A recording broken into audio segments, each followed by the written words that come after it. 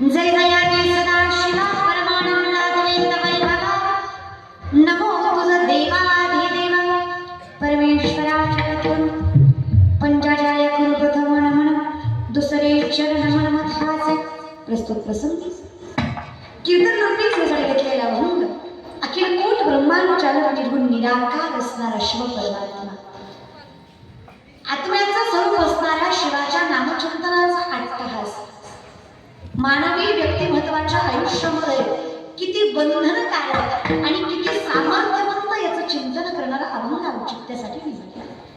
कारण आहे तसंच या अवसार आवाज ग्रामदैवत असणारा मुक्तेश्वराच्या चरणाशी थाटलेला हा नामचिंतनाचा अट्टहास दरवर्षीप्रमाणे याही वर्षी तुम्ही मलाच मत दिलं आणि निवडून आणलं त्याबद्दल मी तुमच्या आभारी आहे. आणि इलेक्शनचा काळ चालू म्हणून म्हटलं कसं आहे ना, त्यांना पैसे घेऊन निवडून यायला लागतं, मला पैसे घेऊन निवडून आणता तुम्ही मला. म्हणजे मी किती भाग्यवंत आहे. तिथे पाया पडावं लागतं, इथे पाया पडतात. दरवर्षी मलाच निवडून आणता तुम्ही, तुमचं कौतुक आहे. त्याच्यामुळं ही चौथी सेवा माझी या मुक्तेश्वरांच्या चरणाशी आणि भगवान शिवाच्या नामचिंतनाचा अट्टहास या शिवलीलाच्या पदरात पडला हे परमभाग्य. अगतिकपणे शिवदास महाराज सांगतात हा अभंग श्री संत शिवदास महाराजांचा. जसं वारकरी संप्रदायामध्ये तुकोबरायांची गाथा तसे इकडे मनमतांची गाथा शिवदासांची गाथा अशा सामर्थ्याने शिवदास महाराजांचा हा अभंग अगदी साध्या सरळ सोप्या भाषेमध्ये. पण कधी कधी काय होतं, माणसाला अशापेक्षा असं गोड लागतं हे की नाही. पण माझं मत असं आहे, अवघड कशाला करायचं, सोपंच जगावं माणसाने. आणि सगळ्यात सोपं काय असेल आणि सगळ्यात लवकर जर काय मिळत असेल तो शिव परमात्मा आहे. कारण स्वतःची जाणीव होणं म्हणजे शिव परमात्मा. शिव हे स्वरूप म्हणजे निर्गुण निराकार. शिव हे स्वरूप म्हणजे आत्म्याचं. शिव म्हणजे अस्तित्वाचं नाव आहे. शिव म्हणजे पंचमहाभूतांचं नाव आहे. शिव म्हणजे पंचकर्मेंद्रिय पंचज्ञानेंद्रियांचं नाव आहे. शिव म्हणजे मृत्यू पाताळ स्वर्ग याचं नाव आहे. शिव म्हणजे अखंडित अद्वितीय अद्वय अलौकिक आणि निर्गुण निराकार असणारं स्वरूप म्हणजे शिव. आणि या शिवाचं नामचिंतन करताना शिवदास महाराज सांगतात की बाबांनो, ज्याला पंचमहाभूतच कळली नाही, ज्याला पंचज्ञानेंद्रिय कर्मेंद्रियांचा वापर कसा करावा हेच कळलं नाही, त्याला शिव कळणं जरा अवघडच. आणि ज्याला कळलं त्याचं सगळं अवघड सोपं करायची ताकद त्या शिवात आहे. त्याला काहीच करायची गरज पडत नाही. तो अखंडितपणे सुखी आहे. किती सुख आहे त्याच्याकडे, त्याच्या सुखाची लौकिकता तुम्ही आम्ही वर्णित करू शकत नाही. किती सुखी आहे तो, त्याचं सुख म्हणजे जे कुणीच वर्णित करू शकत नाही असं आहे. बरं कशाने मिळतं, काही नाही. ओम नमः शिवाय म्हणा, शिव म्हणा, नामचिंतन करा, काही तुम्हाला वेगळीकडे जायची गरज पडत नाही. आता विश्वास कसा महाराज, आम्ही 12 ज्योतिर्लिंग करतो, आम्ही 4 धाम करतो. 4 धाम ही महादेव शिवाची. जिथे आम्ही म्हणतो की 4 धाम केली की मोक्षाला मिळतं.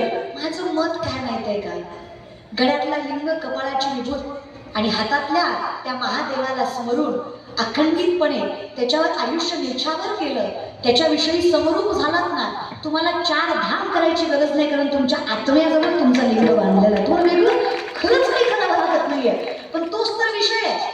आपलं कसं आहे, आपण हातचं सोडतो आणि पळत्याशा तो स्वभाव झाला. आपला स्वभाव कसा आहे, आपल्याला जवळचं दिसत नाही, लांबचं दिसतो. आम्ही क्रुझर करून 4 धाम करणार, पण आम्ही शेजारच्या मुक्तेश्वराच्या पिंडीवर कधी मस्तक ठेवायला जाणार नाही. आम्ही गाड्या करू करू ट्रॅव्हल्स करू करू काशीला जाणार. तुम्हाला सांगते महाराज, आम्ही जाणार आहे म्हणून म्हटलं जाणार आहे. पण माझं मत काय, तिथे जायच्या आधी जो इथला आहे त्याच्या पिंडीवर सुद्धा मस्तक ठेवता आलं पाहिजेच की नाही. आम्हाला जवळचं देव कळतच नाही माऊली. आमचं जर अवघडच आहे, आमच्या जरा जवळच्या गोष्टी कठीणच आहे. मग माझी विनंती आहे, आधी जवळचं समजून घ्या. मी साधा विचारते तुम्हाला अवसेकर, अहो ज्याला घरातला बाप कळला नाही त्याला कैलासाचा बाप मी तरी कसं समजून सांगायचा. ज्याला घरातली माय कळली नाही त्याला कैलासाची पार्वती कुठल्या कीर्तनकारांना समजून सांगितल्यावर कळणार. ज्याला दारातल्या बाईची कदर करता आली नाही, तो देवीची किती आराधना करून दमला. तुम्हाला काय वाटतं, देवी त्याला कृपांकित करत असेल? आशीर्वादित करत असेल, हाच तर विषय आहे परमार्थाचा. स्वतःची ओळख करून घेण्यासाठी परमार्थ करायचा असतो, स्वतःचा अहम वाजवण्यासाठी परमार्थ करायचा नसतो. माझे माऊली फार गोड सांगतात, तुम्ही लाखो वर्ष तपश्चर्या केली म्हणजे तुम्हाला देव भेटतो असं नाही. तुम्ही शास्त्रवेद पाठ केले म्हणजे तुम्ही ज्ञानी होता असं नाही. प्रत्येकात ज्याला भगवंताचं दर्शन घ्यायची दृष्टी मिळते तो सगळ्यात मोठा ज्ञानी सांगतात. हे समजतही वासुदेव आईचा प्रतिरसाचा होतीला भाव, तो भक्ता माझी राव आणि ज्ञानी आठवचे. कोण आहे शिव? अहम वैश्वानरो भूत्वा प्राणिनां देहमाश्रित प्राणापान समायुक्त पच्चपिंडम चतुर्विध. चालवणं बोलवणं सोड, तुझ्या जठरामधला अन्न पचवणारा अग्नी म्हणजे मी आहे. मी आहे तो जो तुला जगवतो, मी आहे जो तुला तारतो, मी आहे जो तुला बोलवतो चालवतो. मग विचार कर, जर तुला हृदयातल्या माझी जाणीव होत नाही तर तुला शिवलिंगात सुद्धा दगडच दिसणार आहे की नाही? तुझी नजरच तेवढी प्रबळ नाही ना. पण नजर प्रबळ करण्यासाठी काय करावं? काही नाही केलं. तुझ्याशिवाय ही नजर काही प्रबळ होणार नाही. तुझ्याशिवाय माझ्या जीवनाला अर्थच नाही. कारण ज्याला स्वत्वाची जाणीव नाही तो काय माणूस मोठा होणार आहे? कमीत कमी मी कोण आहे हे समजून घेण्यासाठी तरी शिवभक्ती करणं भारी गरजेचं आहे.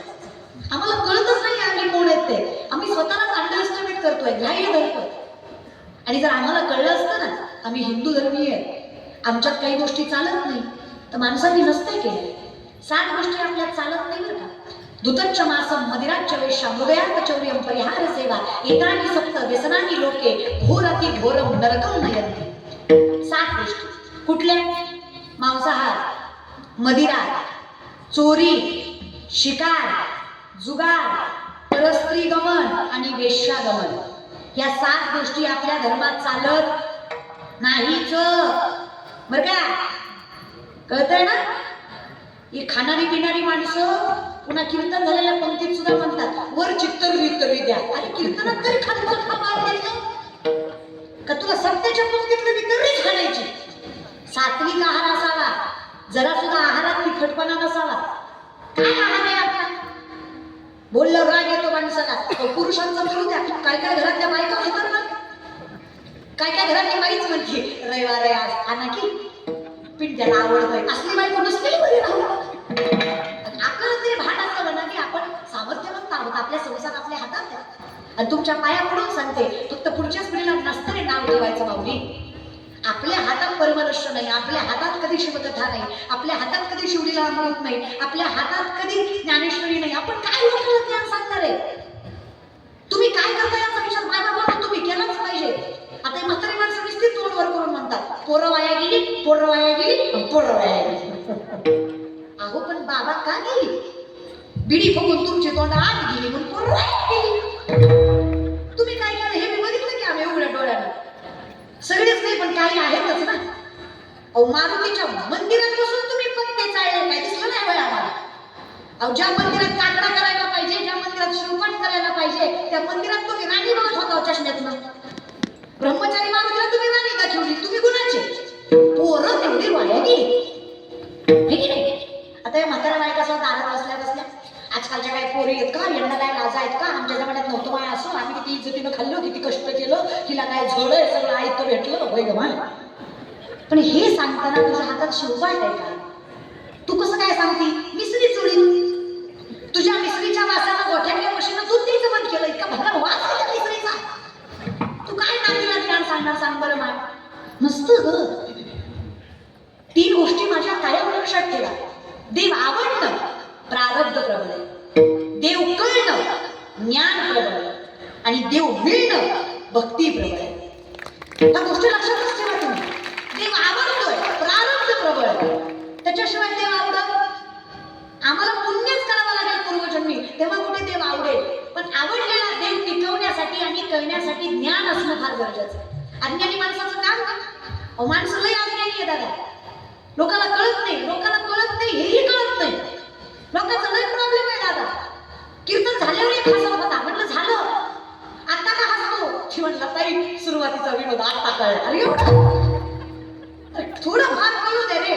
कळणं गरजेचं आहे माऊली. काहीच कळत नाही. अहो काय सांगावं दादा. चांगला एक PSI होता. PSI म्हटलं चांगली गण बीत त्याच्याकडे खिशाला लावून गण फिरत होता. मध्यरात्री 12:30-1 वाजता असाच रातचा निघाला, त्याला मध्ये चोर भेटला. त्यानं 2 कोपऱ्यात धरली, गेला म्हणून. चोरानं असा मारला केला, इतकं मारलं इतकं मारलं इतकं मारलं. घरी आल्यावर बायकोला म्हणला, बघ बघ चोरांनी मारलं. बरं तू म्हणली, सांगाय काय वाटतं का जीवाला तुमच्या? पियस आहे तुम्ही. लोकांना कळलं 4 माणसाला तर तुम्ही मार खाऊन आला तर लोक काय म्हणतात?